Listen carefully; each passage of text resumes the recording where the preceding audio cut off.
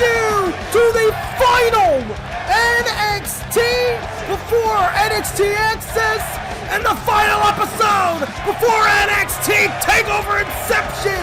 We got a little card from top to bottom, and we're starting off undisputed.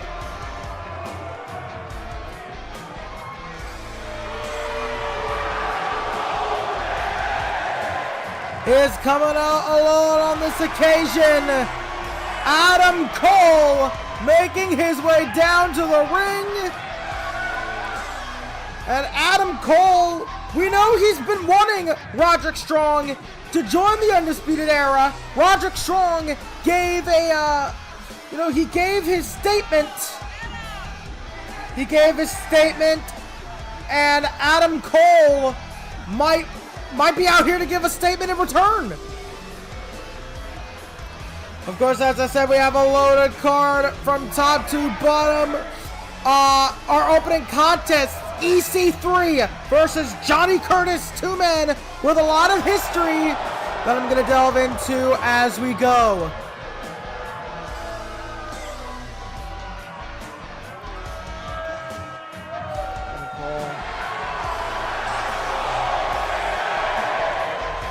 The NXT crowd loves the Panama City Playboy. Honestly, he loves himself. And of course, Adam Cole has a lot of momentum after challenging for the Raw World Heavyweight Championship.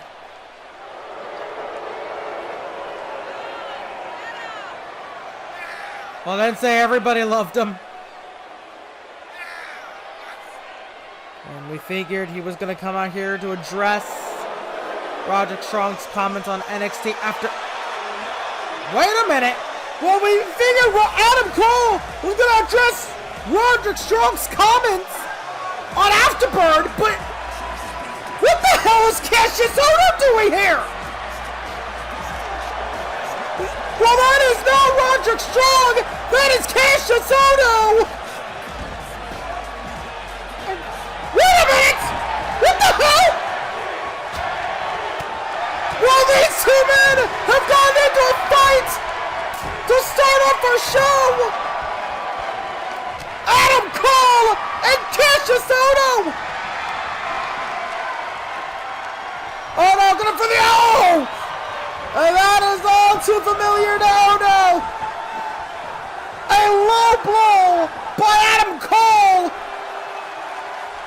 Ohno taking off the jacket. Ohno wants to fight. Ohno wants to fight Adam Cole. He wants to fight Adam Cole. Guess Adam Cole does. I guess Roderick. Wait! What? Behind you! What the hell is? Oh my God! That's Suzuki. That's Minoru Suzuki. He's here in full sail. Minoru Suzuki has just laid out Cassius Ohno! Holy shit! Minoru Suzuki has just laid out Cassius Ohno! In Full Sail University! The King is here!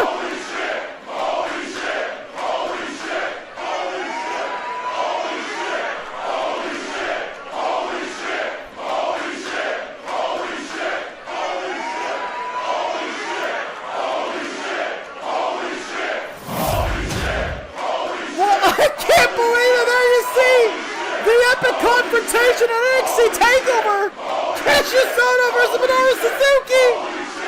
This crowd is saying it for me!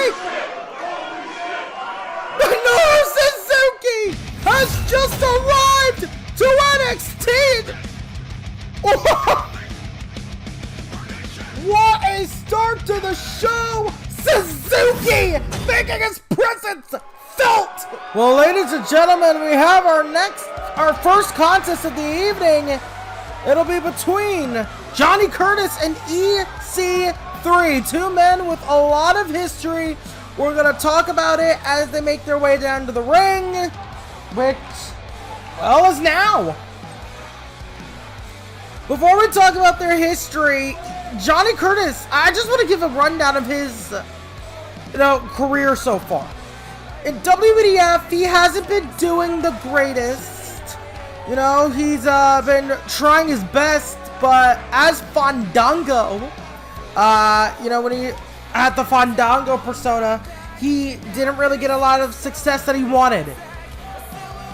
Made a successful debut against Darren Young, but after that, lost to Goldust, lost to John Morrison, then to Big E, then to Chris Jericho, and then in Season 4, he lost to Kane, and then he lost to Mark Henry. So that was after Mark Henry brutalized him and basically almost humiliated Johnny Curtis.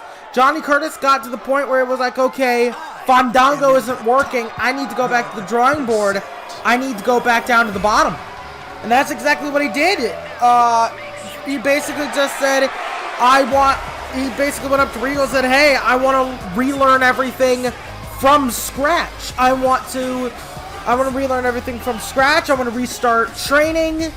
I basically want to unlearn what I knew before, which was the showmanship of wrestling, and I want to start focusing on the actual wrestling. I want to become a better wrestler instead of a better character, so to speak. And that's what Johnny Curtis has been trying to accomplish.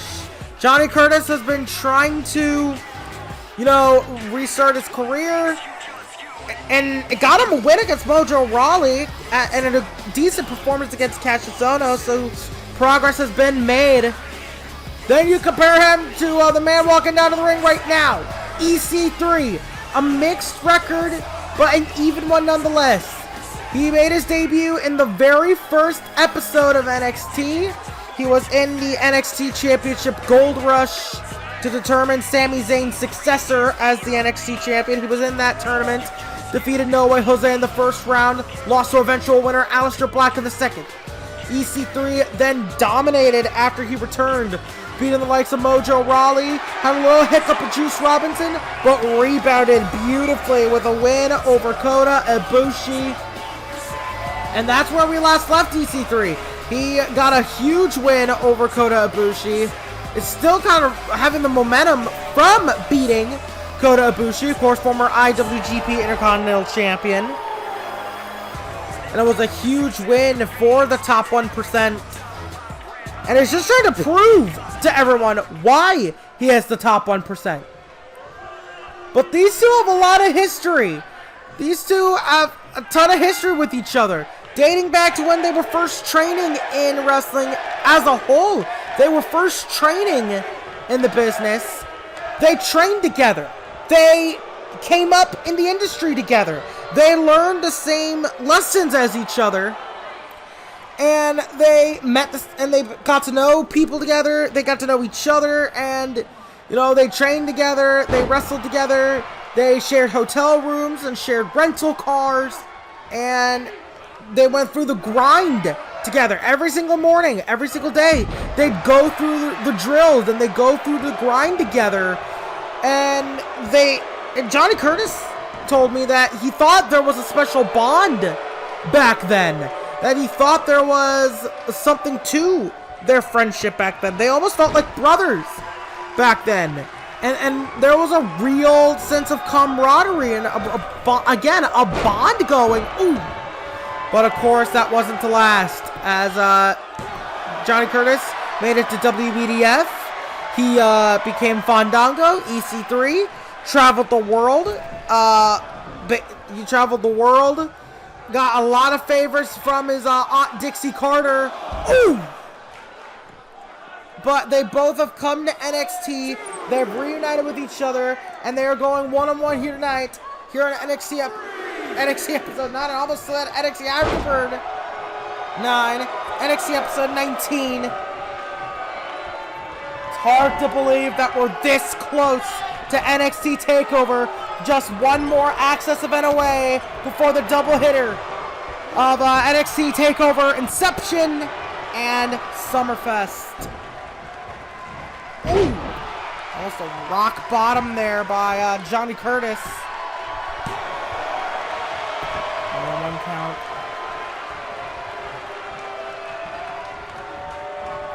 Johnny Curtis. Ooh, drop kick right to the spine. And Curtis, ooh! Curtis is still kind of in that grind as he was when he was friends with EC3. He's still, ooh! He's still grinding. He's still growing and improving. EC3, meanwhile, thinks there's nothing left to improve. He thinks he's perfect. He thinks he's the top 1%. Ooh. And of course, there's going to be the rogue element of Drake Maverick at ringside. He has not played a factor into EC3's matches. He's usually a business agent. Drake Maverick is. He's a business agent of EC3, mainly doing Ethan's wheelings and dealings. EC3. Oof. EC3. Oh God! Exploder suplex into the turnbuckle. Ooh. EC3. He's a very power-based individual.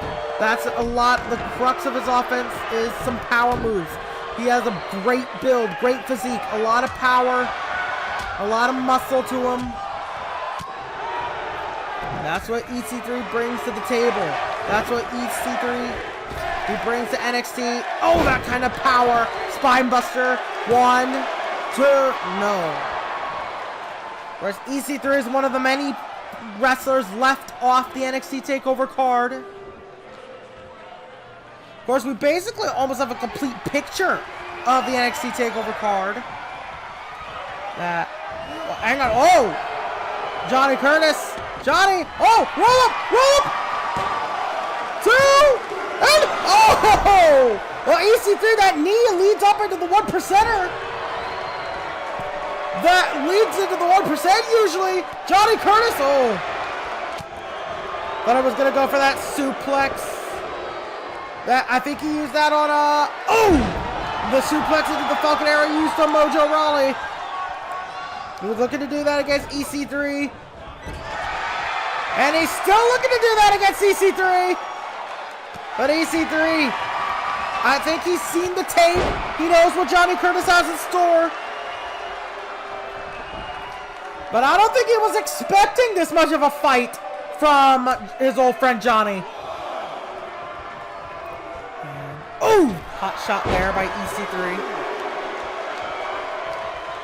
Trying to take control of the match by any means necessary, EC3.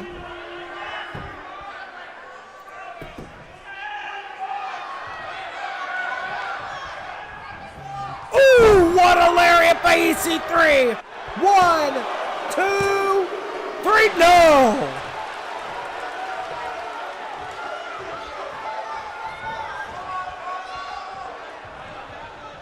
Can't believe that wasn't a 3 count there. EC3. Some jabs. Oh, Johnny Curtis throwing a strike. Johnny Curtis with the enziguri.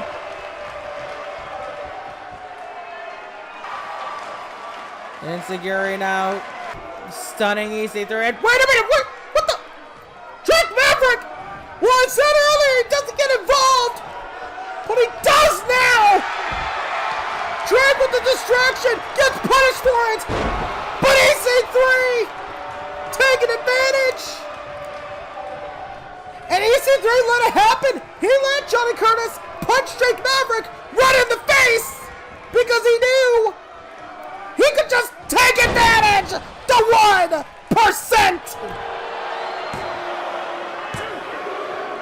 and with the help of Drake Maverick, EC3 beats Johnny Curtis. I don't know what the hell EC3. I don't know if he felt he needed Drake or if Drake did this on his own accord. Oh, come on, come on. Ethan, the match is already over. The match is already over. A second 1%. The match is already over. Damn it. That was not necessary. EC3 already beat Johnny Curtis. Wait a minute, that's Alexander Wolf. EC3, I was a little disgusting by EC3, but Alexander Wolf, he's laid out on the floor on Killian Dane. Killian Dane has also been taken out. Someone did it. I don't recognize that shadow. Someone did it. Oh, come on! Chaos breaking out here in NXT. Someone just attacked Sanity. Meanwhile, Dakota Kai and Ruby Riott have gotten into a fight in the locker room. What the hell is happening? Absolute pandemonium here at NXT. And Ruby Riott. It's absolute chaos. These two women. Ruby Riott just got through it. That briefcase. I think she was caught off guard by this. Oh, but now smacks Dakota Kai across the skull with that metal briefcase. I don't even know what's in the damn thing. I don't even know what's in the damn locker room. Might be the wrestlers' paychecks or something. Oh my God! Well, I know what that is for. It's supposed to be used for collecting trash. Like if they decided to bring like a food or drink into the locker room or add to throw something out, they put that in the trash can. Now it's been used to brutalize Dakota Kai.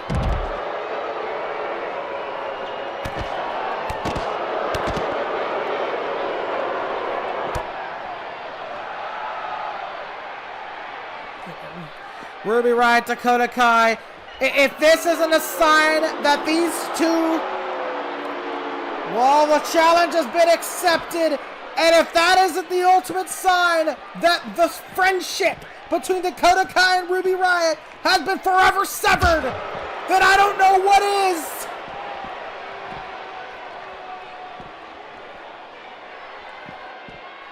Oh my God. And Riott kick, the move that broke the bond to begin with. That Riott kick is what started all of this. Oh, but she's not done. She's not done. What the hell?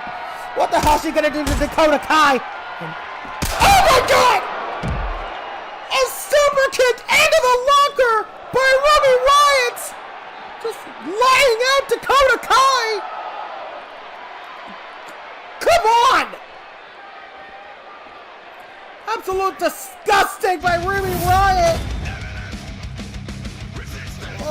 We're saying with the women's division, because up next, Ember Moon and Bianca Belair will go one-on-one in, I guess, the third match of this three-match series.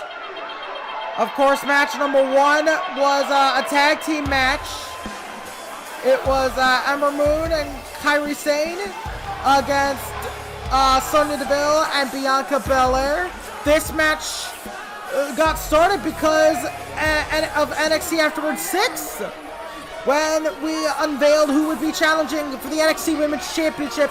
Two fatal four-ways were made to make that women's title match for TakeOver. Ruby Riott, Candice LeRae, Toni Storm, and Kairi Sane in one match. Ember Moon, Dakota Kai, Piper Niven, and Sarah Logan in another match. And I don't know if I'm even going to be able to talk because it's Bianca Belair. Emma doesn't realize it. Well, now she does. And oh my God. Oh, good God. And NXT Afterburn 8. Oh my God. At NXT Afterburn 8. Hang on. NXT Afterburn, I can't even finish my sentence. NXT Afterburn 8. Those who had a tag team match. It was Ember Moon and Kairi Sane against Bianca Belair and Sonya Deville. Because, Bianca and Sonya were upset they were left off those women's championship qualifications. They were upset they were left off. And they wanted to prove why they should be in contention. So Regal gave them this three-match series. First a tag team match, then on NXT Afterburn 9, Kairi Sane barely beats Sonya Deville! And then here tonight, Ember Moon battles Bianca Belair! Kairi Sane didn't exactly beat Sonya Deville convincingly. Managed to get a roll-up. Oh! Well, Ember Moon tried to end it as quickly as possible. But I don't think you should underestimate. Oh, hang on. Hang on. And, oh, went for a kick. Went for a kick. Oh! Hurricanrana by Ember Moon. Ember Moon tried to end it as quickly as possible, but it was going to take a lot more than that to put down the self-proclaimed EST. She claims she's the fastest, the strongest, the smartest. And it's hard to argue with Bianca Belair. She has a lot of potential. I feel like she has a lot of potential. She could easily be the future of WEDF's women's division. The burgeoning women's division. I could see Bianca Belair as a face of that division. Bianca Belair has told me that it's not just about those 3 words. She says that the EST means that she is the strongest, the fastest, the quickest, the roughest, the greatest, the smartest, the best. Anything that ends in EST, she believes herself to be. And oh, maybe the cockiest could also fit that description. Ember Moon almost took advantage of a rookie mistake there by Bianca Belair. Went for a drop kick, Bianca. Oh, missed the clothesline. Bianca Belair gets caught with a super kick. And Ember Moon almost faked out Belair.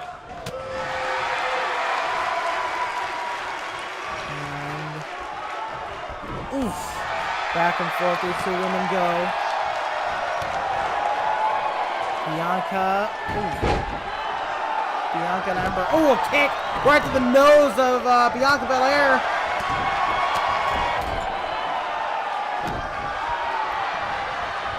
Back and forth these 2 women go. Oh, Ember Moon throwing some kicks in the corner. This is interesting. These 2 in a striking battle. Ember Moon having the advantage. Bianca's gonna have to come up with something, and now she does.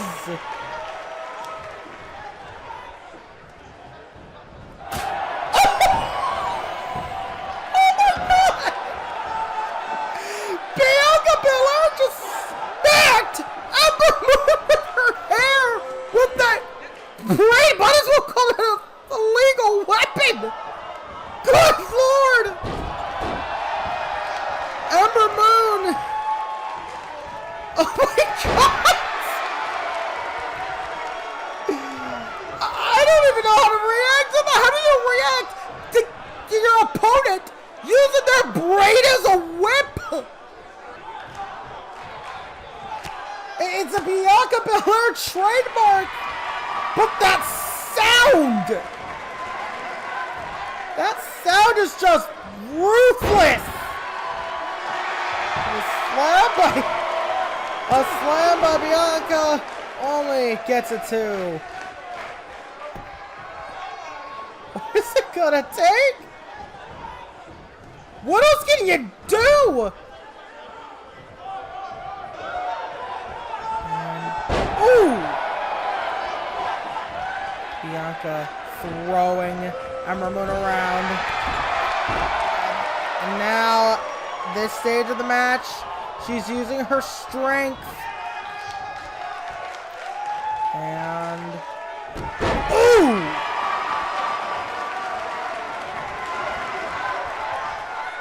Bianca, almost like a Storm Zero.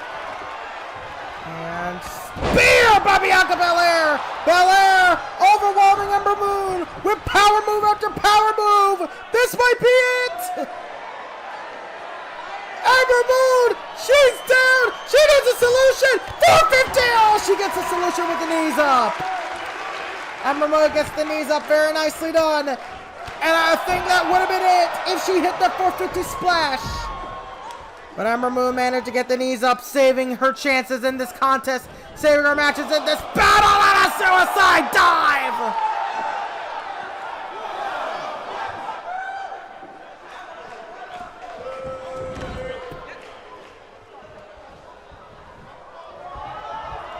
Ember Moon.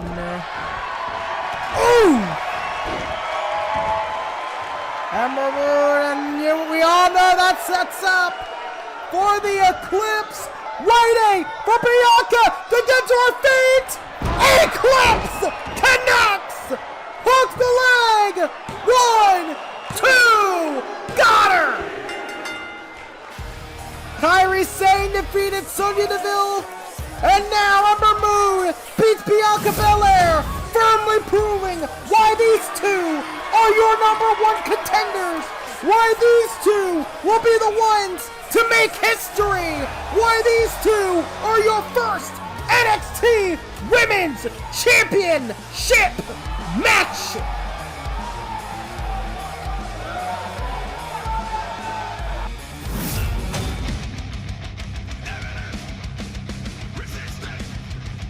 Well, ladies and gentlemen, this match, this is personal. This has a lot of heat, a lot of animosity.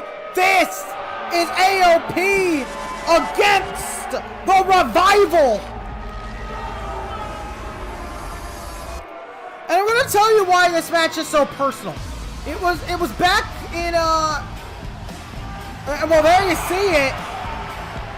In case you, if you don't notice it, there is no Paul Ellering. Paul Ellering is the manager of Akam and Razor, the Authors of Pain. He is their mentor, their guide, their manager. However, on NXT episode 17, the Revival stormed the ring. They called out AOP because both teams had the exact same winning record. Both teams are at the top. And the Revival thought there was only room for one at the top. They basically said this town ain't big enough for the both of us. So that led to them calling out AOP, but instead they got Paul Ellering. Paul Ellering tried to warn them against challenging AOP, and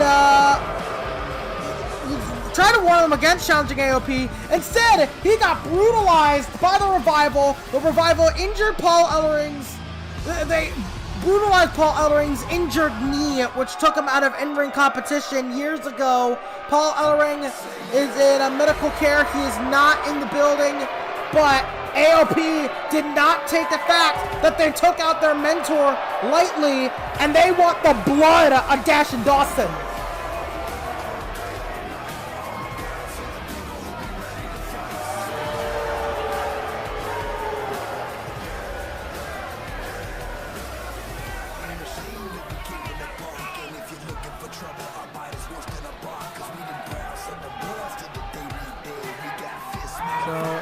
There you see, there, look at Akam and Razor.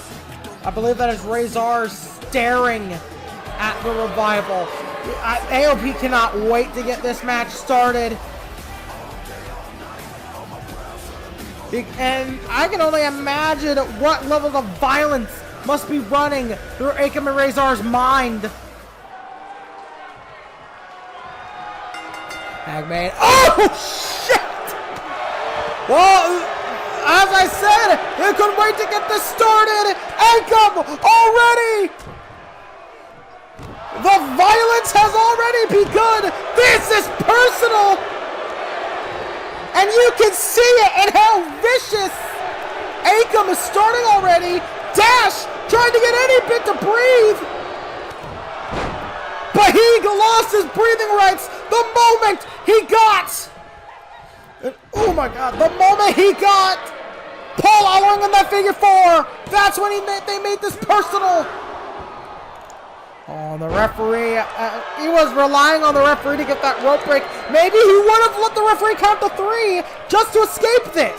But that would have tarnished their winning record. They still could have used the rope break as something they could hang their hat on, but as something they could kind of use to be like, hey, we didn't lose fair square, the ref screwed us.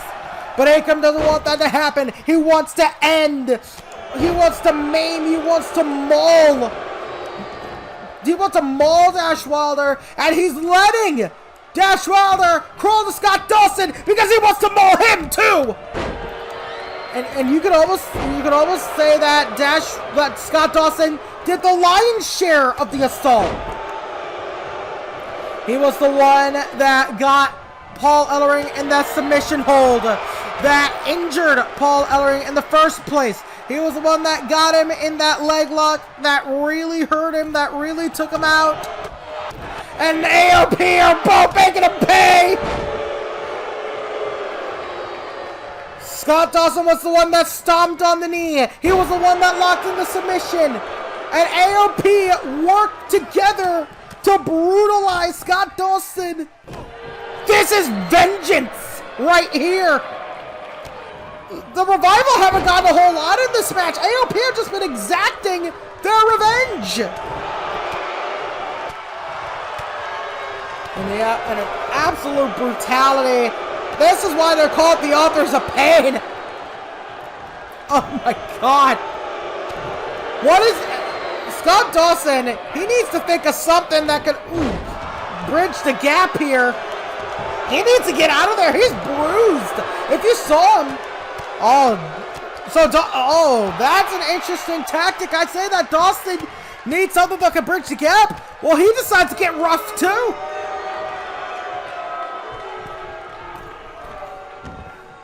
Ooh, a Memphis-style fist drop. Jerry Lawler would be proud of that one.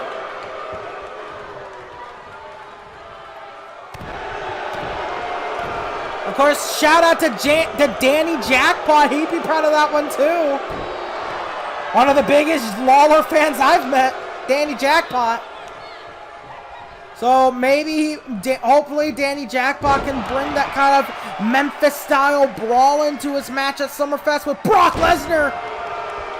He might need that kind of Memphis-style brawling.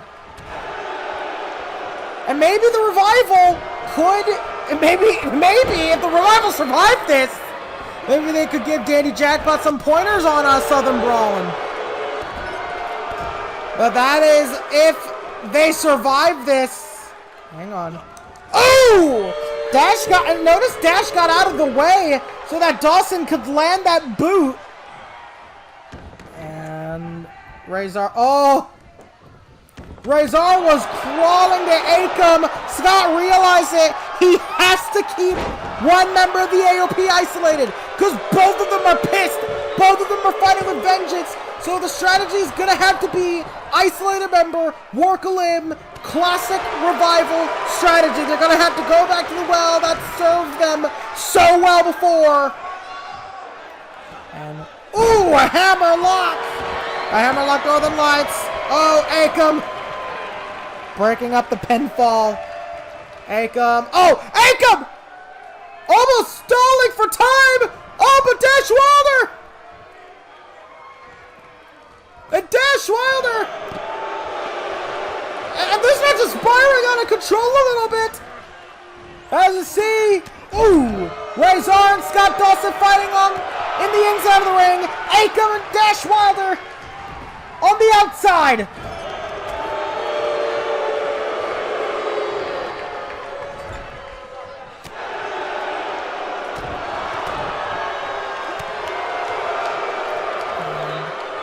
Oh, a headbutt by Razor. Razor stunning Scott Dawson just that little bit, but enough. And what are they going for here? Akam. Oh, shit! Oh, Jesus Christ! AOP.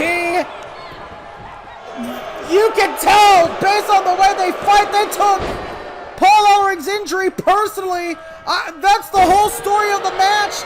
This is revenge that AOP are exacting. They just want to maim and inflict punishment on Scott Dawson. This isn't about winning the match. This isn't about the winning record like it is for the Revival. No, this is personal.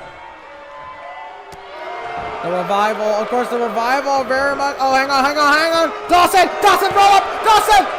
Only a 1.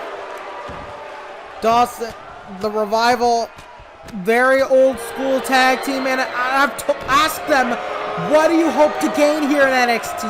What do you hope to accomplish? And Revival told me one thing. The Revival told me what their ultimate goal here in WEDF was. They want to bring the NXT, not just the NXT, but the whole, there were not just any one company's tag team division, but all of tag team wrestling to new heights. They want to make a golden age of tag team wrestling with them as the standard bearers, with them as with carrying the tag team division of every company everywhere on their backs. And I've told them that their biggest goal of accomplishing this, they want to main event WrestleMania as a tag team. They want one day to get to the point where the tag team championships would main event WrestleMania. That is their ultimate goal. And the AOP's goal right now is to just end the dream for the Revival. That powerbomb almost took Scott Dawson out. That was almost a 3. You saw Akam playing guard, making sure Dash Wilder wouldn't break up the pin. And, oh! Well, Razor overshot. Scott Dawson going to take advantage. Razor overshot that splash. We don't see AOP go to the top that often, and that is why I don't think that would have been an idea Paul Ellering would have suggested to them. So you can see how they're kind of wrestling differently without the guiding influence of Paul Ellering, which may be a conspiracy theory time, might have been the point of that attack. Maybe because they wanted AOP in a match, they wanted to weaken AOP. They wanted to take the brains away from the brawn. Just a little conspiracy on my end, but it would be a smart strategy.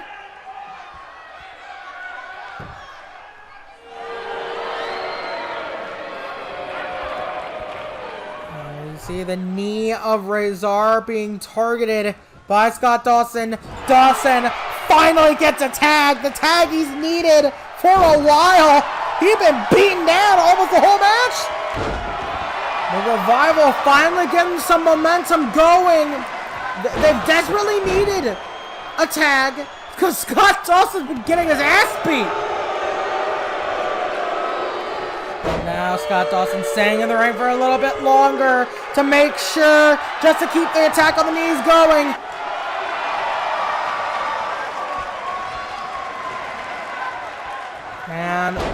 And now Dash Wilder picking up where Dawson left off. That is the tag team work of the Revival. They almost have a mind together. They share a mind, they share a thought process.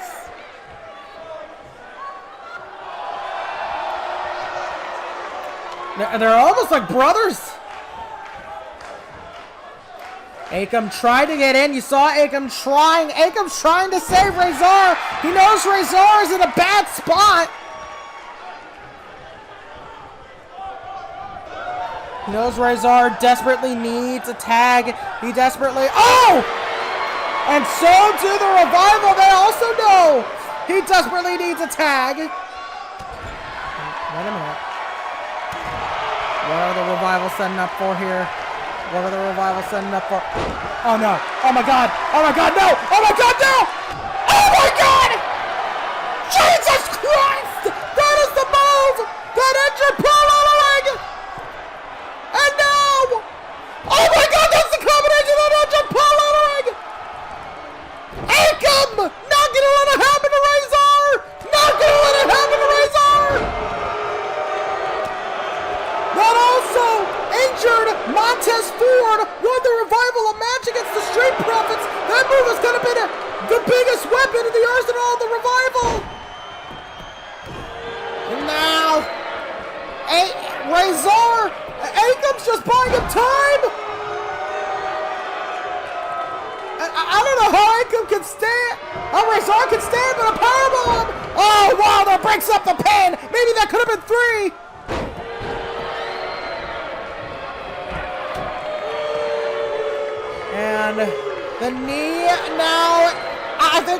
has been firmly injured, and oh my god. You see Razor clutching at the knee.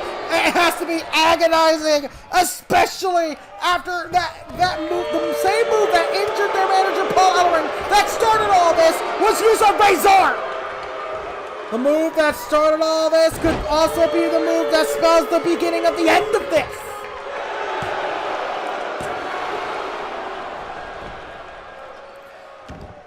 Only got it 2 after that Falcon Arrow. Razor needs to tag Akam any means necessary. He needs a tag. There is no other option but for there to be a tag. And, oh, because that's why Dawson's going to continue to assault the injured knee. If Razor hangs in there any longer, I think the Revival would have basically won it. There's the strategy. All they need to do is keep Razor in there with his injured knee, with a seriously injured knee. And the longer they do that, the more of a chance they have at winning this whole damn thing. Especially if they keep assaulting the knee. Ref might have to stop this because the knee of Razor cannot take any more punishment. My God, the knee of Razor is being beaten down. You hear this crowd? I think for the first time, AOP are in a sympathetic spot. You see the knee being brutalized. At the start of this match, AOP were brutalizing the Revival. Now, the Revival are brutalizing AOP. Now, AOP are almost like the underdogs just because of a knee injury. You see Akam try to even the odds, make sure that it's not 2 men beating down a 1 man's injured knee. 2! Only 2. And powerbomb to Dawson! Powerbomb to Wilder! Double powerbomb by the AOP! This is it! This is a chance to tag! And, oh! Wilder making sure that would not happen.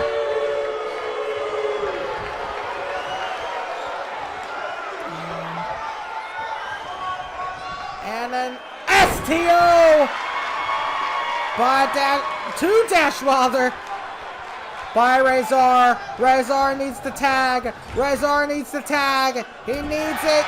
Come on, Akam! Come on, Akam!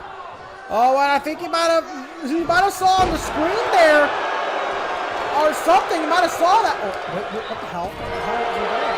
Wait a minute! Oh! He just whips Scott Dawson into Dash Wilder, and now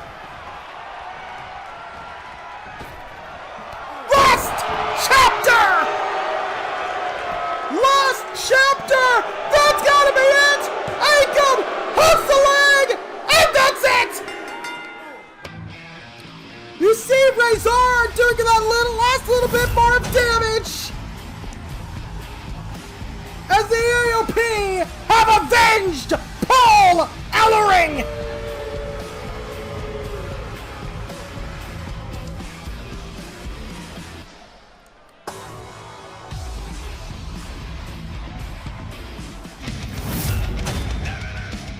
Well, I still cannot get over all that we've seen tonight, and it's only gonna get crazier. That is our main event. It is another NXT first. It is, well, let's set the stage here. You and I, let's set the stage here. So with NXT episode 17, the same episode that our last match started at, in the main event of NXT 17, it was Eric Young and Aleister Black. Eric Young and his group Sanity being assassins, almost mercenaries, on behalf of Bobby Roode.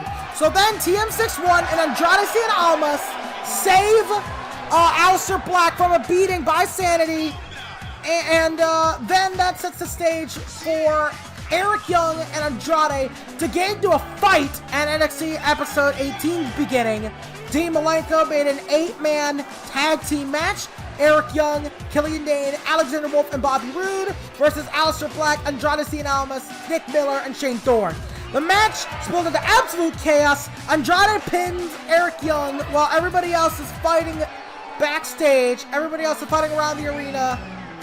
And so, afterwards, it was basically decided, okay, we need to make sure Eric Young doesn't get involved in the TakeOver match. Therefore, we need to think of something to keep Eric Young busy. And, Eric Young wanted to fight Andrade. So then, Arn Anderson, Arn Anderson doing well from, he's doing well from home. He hasn't been to work in a little bit in terms of in the building, but he has made one decision since being attacked by Jay White. He has made one decision, and that decision is making this a no-hold-barred match in NXT first. It's the first time in NXT history, I believe. Yeah, it's the first time in NXT history that the rulebook has been thrown out the window. A lot of people have pushed the rule set. A lot of people have, pushed the rules over the years. A lot of people have pushed the rule set over the years of, season 1, season 2. But I don't believe, not even in season 1, I don't think there's been a match quite like this. No holds barred. Eric Young and Andrade Cien Almas. You see, Andrade was dressed like a Batman villain Black Mask. Shout out to that. We've seen a lot of men willing to go to violent lengths. We've seen Switchblade Jay White. Aleister Black is willing to make people die by the sword. We've seen Sanity as a unit. We have seen Vin Taylor, Kevin Owens, but I don't think anyone is as violent and bloodthirsty as the world-class maniac Eric Young. And if Andrade wants to survive, hell, if Andrade wants to win, then he's gonna have to go to the darkest lengths his mortal soul can provide him. And this is no holds barred. And what that means is simple. The rulebook has been thrown out the window for this match and this match only. That means that there are no rules. You must only win by pinfall or submission inside the ring. But there are no disqualifications, no countouts, anything goes. You can use any pile driver you want, any eye rake, any chokehold, as many low blows as you want. And so far, this is starting off like a standard match, but how long is that going to last?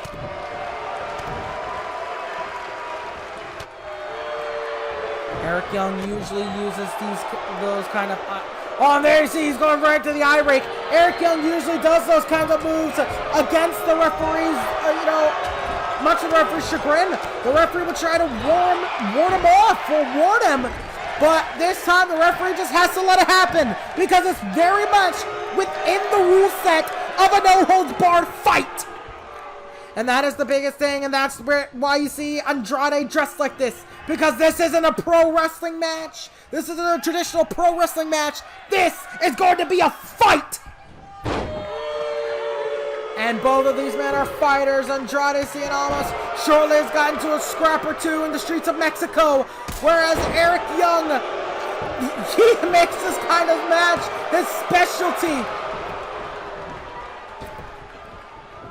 They do not call him the world-class maniac for no reason. Oh, a neck breaker on the outside. Referee staying in the ring because he can only count the pin or call the submission inside the ring, but there are no countouts. There are no countouts here in this match. They can fight out on the outside. They can even fight backstage, but they have to bring it in the ring. And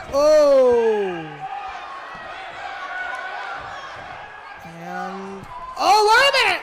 Andrade with the armbar! Armbar! And, oh! Very nice combination by Andrade. Gonna pin. One. No. Andrade might be one of the best pure wrestlers in the world, but here we're gonna see how damn good of a fighter he is. And so far, so good, in my opinion. Oh my. You hear the chop? You heard that? How loud that is. Ooh. A boot by Eric Young. Eric Young. Oh, drop kick. So far, these two have been kind of wrestling. And as soon as I say that, Eric Young unhooks the buckle. Eric Young. Oh my God!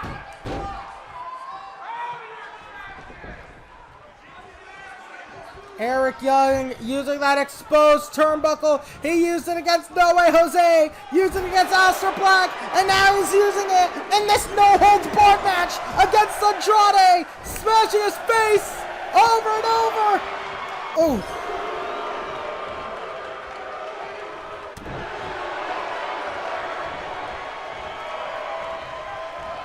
And now Andrade, tournament is fair play.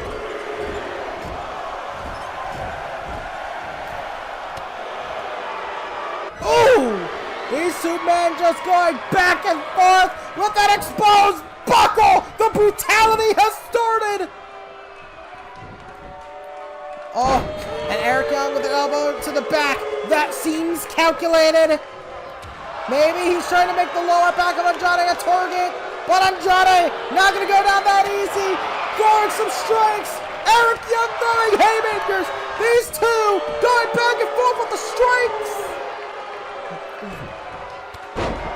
Andrade Cien Almas in control of the match. Oh no, wait. Uppercut by Eric Young. Eric Young. Oh, raking Andrade's eyes. And oh my God, again under the buckle. My God! Eric Young sauntering. What the hell is he gonna do here? What the hell is he gonna do here? Oh my God! Oh my God! Eric Young just decided to beat the hell out of him some more. He is savoring the pain that Andrade must be in. He's savoring this beating, savoring this. He's almost taking pleasure out of it. He sees. Oh no! Oh my God! He's grabbing those steel steps. I think maybe he wasn't savoring it. Maybe that wasn't the only thing he was pausing for. Maybe he was getting ideas, forming in a sick, twisted mind. Good God!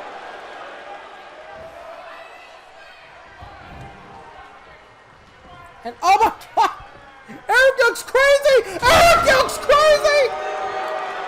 Using the steel steps as a weapon! Beating down! Andrade with the steps! And that's it! There's no way he's getting out of it! What the hell?! How did Eric Young? How was it that three? How the hell was that not a three? I think Eric Young does get the same thing, but Andrade! And Andrade now, ranking the odds of Eric Young! Andrade, this has to be pure fighting spirit, and an ankle lock! Ankle lock! Trying to make Eric Young submit! No! And what the hell is he gonna do with the steps? Oh my God! Oh God! Andrade!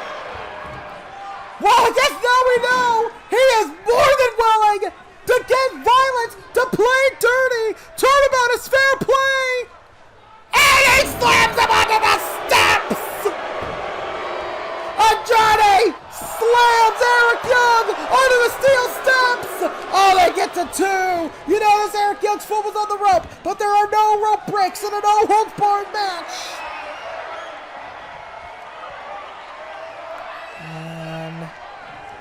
Oh!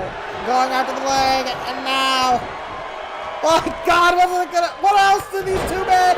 What else are they gonna do to each other? What the hell is he doing? Oh, God! Steel steps to the legs! Oh, and right to the ribs! What the hell are these two men gonna do? And, oh my God, he has a chair! Now he's getting a steel chair set up! That's a steel chair! Eric Young!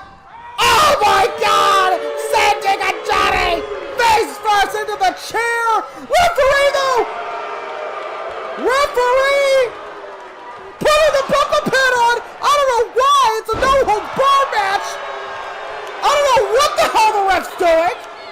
Oh, and Eric Young! Oh my God! Oh my God! He's being a hell of a referee! The referee! I don't know what the hell he was doing putting the turnbuckle pad back on, but Eric Young decides he's had enough! Andrade almost tried to protect the ref because he knows he's the only one that can end the match. But Eric Young, he doesn't give a shit about ending the match. He just wants to inflict pain. He wants to inflict punishment. And a back suplex by Eric Young onto Andrade. Eric Young has had enough of the referee. This is the most blatant referee abuse I've ever seen here in NXT, and it comes us from the world-class maniac. Oh my God, a sledgehammer. That's a sledgehammer. Oh my God. No. What the hell? What the hell is that, Black? What the hell is Alistair doing? Alistair Black is here! Where the hell did Johnny go? Oh my God! You see Alistair all bandaged up for being speared into an electric box! Was he the one? Black Mass! Was he the one that took out Alexander Wolf and Killian Dane? Was he the one that took out the other members of Sanity? Was that Aleister Black's doing? And if so, he just took out the third member of Bobby Roode's assassin group, the EST Rude. Everybody's wondering how the hell Aleister Black is still here. Well, you see our match for the NXT Championship, Bobby Roode, Aleister Black, double main event takeover, but that is not all. Ember Moon, Kairi Cien for the NXT Women's Championship to determine the first ever champion. Then, Pete Dunne will look to humble the, less than liked Cruiserweight Champion Adrian Neville. Then, 2 out of 3 falls. The rivalry finally ends. LaMarcus Carter versus Lio Rush. Then we have the big money matchup. Cassius Soto, the biggest fight of his life, against the king of pro wrestling, Minoru Suzuki. Then we will learn who the hell William Regal's secret weapon is against Jay White. Jay White has been invited to personally meet the weapon face to face. Then we will see Ricochet, Rey Mysterio, a dream match, a legacy matchup between 2 of the best high flyers in the business. Lane Kai will settle his differences with former IWGP Intercontinental Champion Kota Ibushi. And then, just made earlier in the show, Ruby Riott and Dakota Kai will have a grudge match in the women's division. All that on NXT Takeover. I've been Connor Money. See you at Takeover.